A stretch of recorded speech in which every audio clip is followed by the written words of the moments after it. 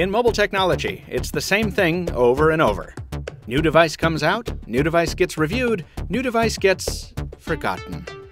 Almost no one follows up, no one follows along, no one sticks around to see how well a gadget ages over time, because there's always something new to drool over. So let's do something about it. Let's take another look at the smartphone that continues to set the bar for phablets in 2015. I'm Michael Fisher with Pocketnow. This is the Samsung Galaxy Note 4, and this is episode 44 of After the Buzz.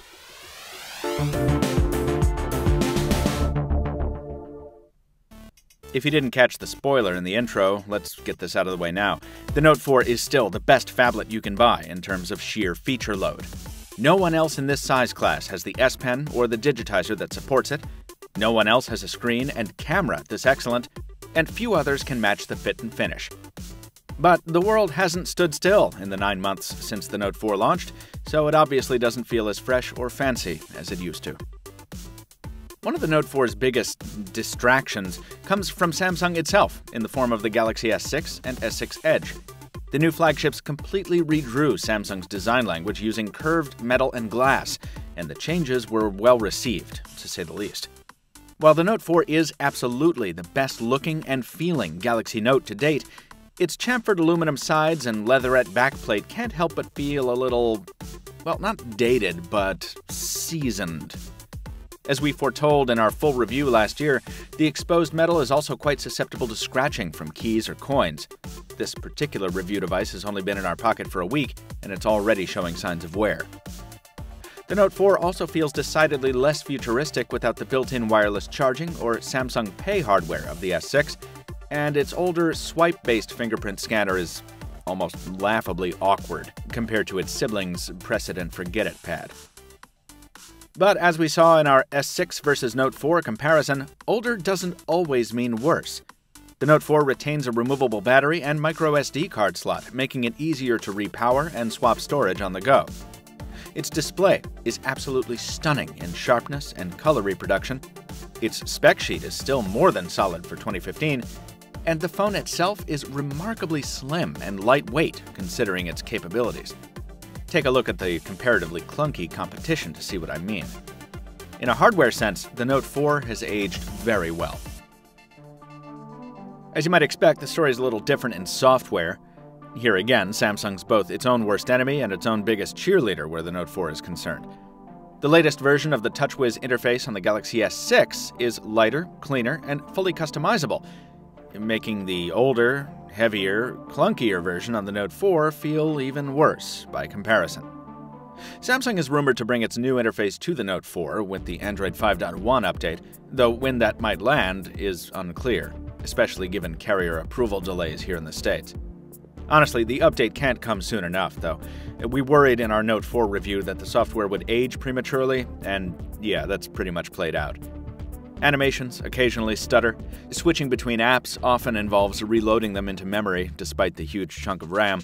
And the UI packs all the frustrations of yesterday, like unintuitive widgets, a sluggish My Magazine, and the cloying guinea pig bloop noise on every tap.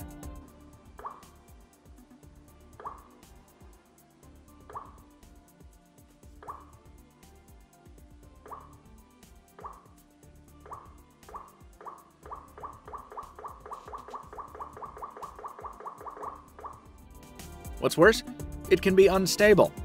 We've had the phone freeze for up to 10 seconds when doing something as simple as taking a photo.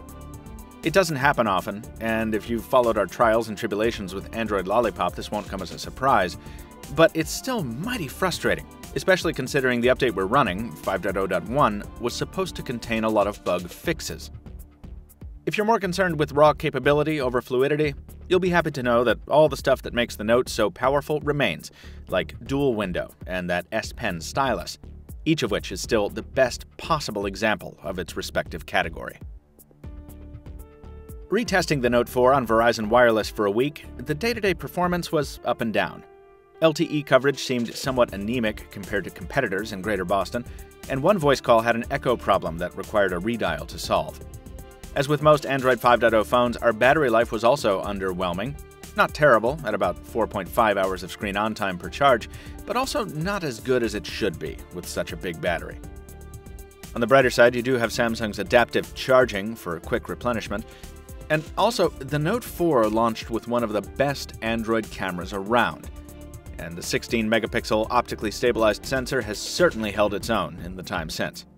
Despite the aging viewfinder software and the recent release of cameras with wider apertures on competitors, the Note 4 shooter still outperforms almost anything you can find on Android. Out in the sunlight, the display has a purplish tint in daylight, but its ability to overpower its illumination to overcome direct sunlight is hugely useful. Plus, its large canvas, combined with a low-light mode, makes it an outstanding nighttime reading companion, and if you own a Gear VR headset, the high resolution of this screen makes it very well suited for virtual reality when it's inches from your eyeballs. Finally, don't count out its Snapdragon 805 processor just because it's from 2014. The Note 4 still runs graphically rich games with aplomb. So on the whole, the Note 4 has held up pretty well. But if Samsung follows its established pattern, the Galaxy Note 5 will be announced at IFA 2015 in early September, just 3 months from now.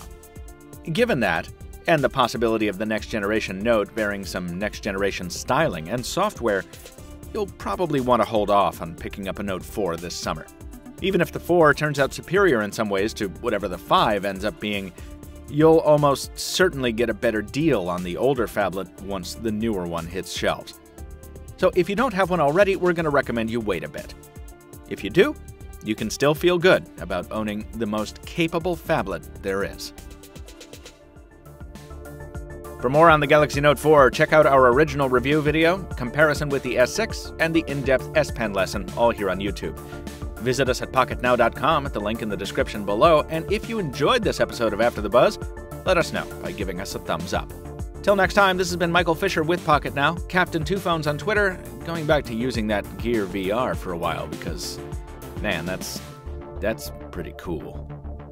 We'll see you next time.